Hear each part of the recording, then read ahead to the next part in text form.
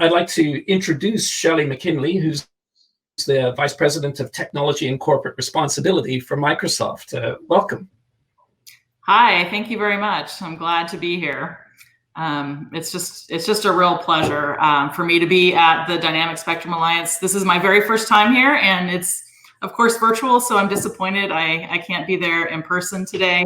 But fundamentally, I'm just so glad to be here to talk about exploring the importance of spectrum management to help foster ways to innovate to more quickly provide that critical broadband access to people around the world. You're running the slides there, so could you go to the next slide? Great. First, I just wanted to start to set the stage about why broadband access is so important to Microsoft as a company. As you may have heard before, our mission is to empower every person and every organization on the planet to achieve more. And that's not only a philanthropic issue for us, it is a company-wide part of our culture. It's embedded in absolutely everything we do, is this idea that we want to empower every person and every organization to achieve more, and everything we do ladders right up to that. So if you could click up to the next slide, please. Part of empowering every person is to ensure that we are creating a future that is for everyone. And as a technology company, of course, we firmly believe technology is a key ingredient in shaping that future. And today, technology is growing at a rate that is incredible, and it's growing and it's accessed via the internet. So in addition to technology being a key ingredient in shaping the future, certainly access to the internet is a key ingredient in shaping the future. Just to highlight a couple of the areas and to really underscore why this is so important. When I think about the work that I do every day that really revolves around driving an inclusive recovery and driving a sustainable planet. 2020 with COVID has certainly been one of the most challenging times we've ever seen. It has been a time where we've seen people lose jobs at unprecedented rates, people staying at home. And one of our most important aspects for a successful recovery is expanded access to the digital skills that people will need to fill those jobs in the future as we recover. And so that's one of the things that we've been hyper-focused on at Microsoft is building our digital skills program. And we made a commitment just recently to bring skilling to 25 million people worldwide by the end of the year, and to target those efforts on people who are hardest hit by the job losses, whether they're low income, women, people with disabilities, or underrepresented minorities. As we continue this journey toward inclusion and accessibility, we've long been focused on designing products and services for people of all abilities, promoting an inclusive workplace, and really working with others and helping others to inspire people to achieve greater accessibility. So this has always been an important goal of what we've been doing at Microsoft with technology. But in the times of COVID, it's even more so important because COVID has disproportionately impacted people with disabilities. And so if COVID wasn't the issue of the year or the next few years, what we know the issue of the decade really is sustainability and climate change. And so we're working on halting global warming. We are working at the same time to stem a catastrophic and ongoing loss of biodiversity, to ensure that the planet has resilient water supplies and to rapidly feed a growing population. And so the recovery at this time isn't a time to slow down on our climate change ambitions. It's a time to actually double down and to do this in a way where we also put a priority on ensuring that as the developing world continues to develop, it can do so in a way that is a future with things like renewable energy, so that we are essentially decoupling climate change from economic growth. As a company, we have doubled down on this effort this year.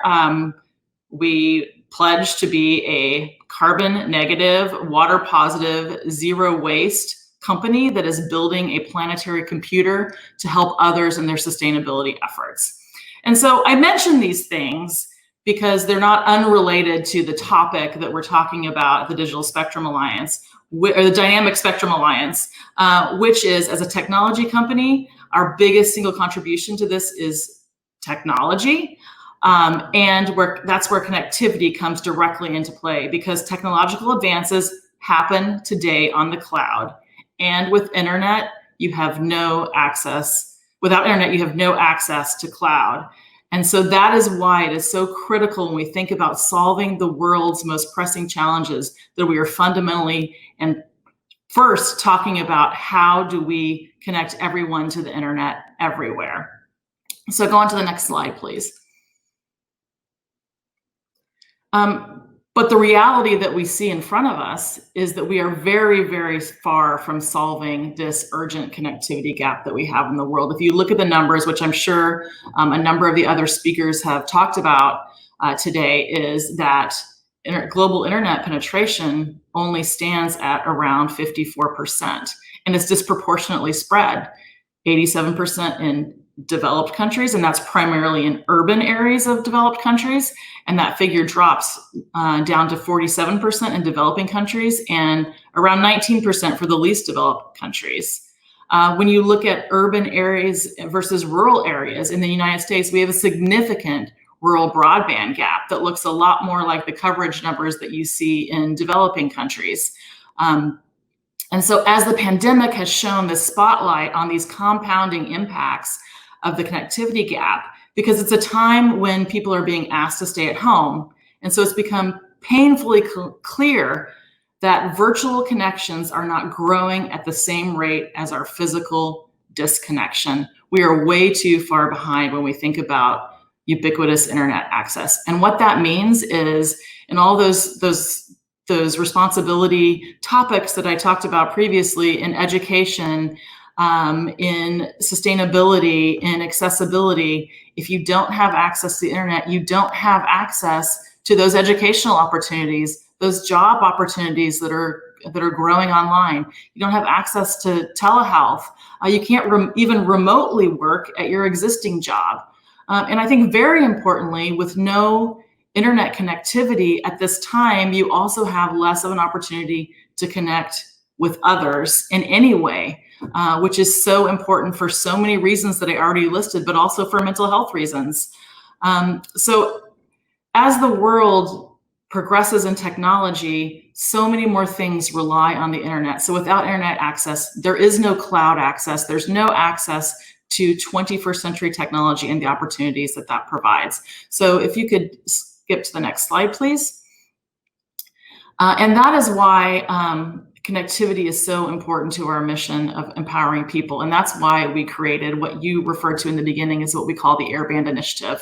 In the Airband Initiative, we have a goal of expanding internet access to 3 million people in unconnected rural areas of the United States and to 40 million people around the globe by July of 2022. And we're also working in urban areas of the United States to address the broadband gap for people in communities of color.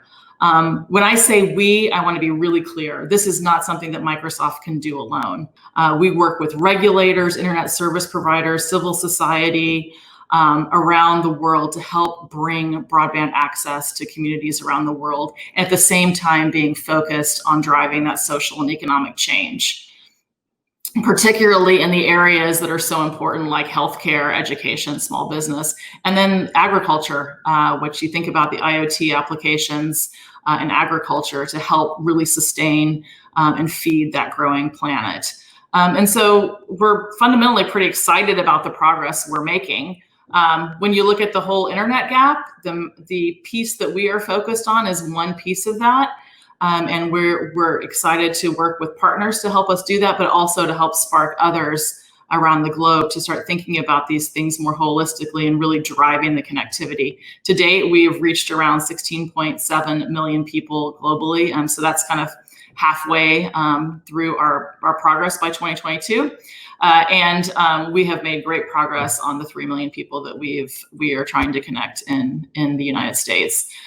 We've also doubled down on the gender divide, which I think is so important at this time We were recently able to sign an MOU with USAID, securing $5 million from the Women's Global Development and Prosperity Initiative. And that money will go to partners that are working to serve rural areas and that are focused on bridging that gender digital divide.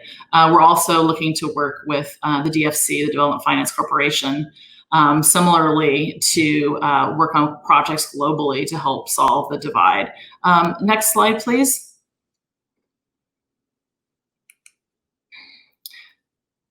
So fundamentally, when we combine connectivity with technology to help address human challenges, we can impact people's opportunities and people's lives. And so now more than ever, it's time to come together and bring forward creative solutions to cover people more quickly and more affordably. And as I was listening to the end of that last panel and thinking about the opportunity we have to use the world's spectrum resources, I am really encouraged by the ways that I've been hearing that unlicensed spectrum can be better managed and better used. When I think about it's a natural resource, it's a resource of the public that we need to use for the public good. So it's really great to hear all of these innovative ideas coming up and thinking how we can better manage spectrum in a way that really does promote the public good. And I know there have been great developments on this front in the US and in the UK. And around the world, South Africa, Kenya, Nigeria. I know TV white spaces regulation has been high on the agenda, which is something that as a company we have been very encouraged by the opportunity for a technology like TV white spaces. I know Brazil has been working on this, Mexico, Argentina, Chile, Peru, and South Korea, all looking at different ways that we can proactively think about using spectrum sharing and unlicensed spectrum access models to connect people quickly and affordably. So these kinds of things will, I think, dramatically increase the speed at which we can connect people and the speed at which we can then use those cloud and AI applications to help start solving some of the world's most pressing challenges. This has never been a more important time to double down on these efforts. And so we are very, very proud to be able to work with partners around the world who are similarly focused on this effort and to work with regulators who can help really think about how do we innovate on the regulatory side in close collaboration with the industry to start solving these problems much, much faster than we have in the past. And so in addition to sort of the regulation on the spectrum side, I think it's also incredibly important that we think about financing innovation. Because what I hear from partners every time I talk to them is that they need access to funding to help expand their networks. And I don't mean just the big IT infrastructure funding that we see, so many big dollars, big funds going to. Also, those small and medium type funding sources. I think we're in desperate need of thinking how we can get that small and medium funding out to people around the world who are working to connect people, because they want to expand, for example, their local networks. And so they're not looking for $6 billion to do a massive internet infrastructure project, but they may be looking for a few $1 million. And those are internet service providers, for example, who are on the ground looking to solve local problems. So I think when we think about rapid access to financing, creative and innovative spectrum sharing and spectrum use models, we can very quickly make progress against connecting those, 46% of the people on the planet who do not currently have access to the internet and do not have access to the opportunities that the digital economy brings, those educational opportunities, and importantly, those opportunities to connect with other people around the world. So with that, I will say thank you very much for having me here. I'd be happy to address any questions that might have come in. I think I've got literally like 1 minute left. So if anything has come in on the chat, I'd be happy to address it. Otherwise, I will probably let you all head out to the break. Thank you so much, Shelley. I think it's such a profound point about supporting small businesses. We often fail to recognize them, yet, in aggregate, in many economies, small businesses contribute more than half of GDP. So it's a critical mind shift in the world of telecommunications, because they have traditionally been dominated by, only national operators. So kudos. I'm just checking to see whether we have any incoming questions. Okay, it seems we don't. So, all right. Well, no worries. I know I'm standing between all of you and your break. I just want to say again, thank you. We look forward to continuing to work on all of this with all of you as we help people around the world get connected and to really climb that global ladder of social and economic opportunity. Thank you so much.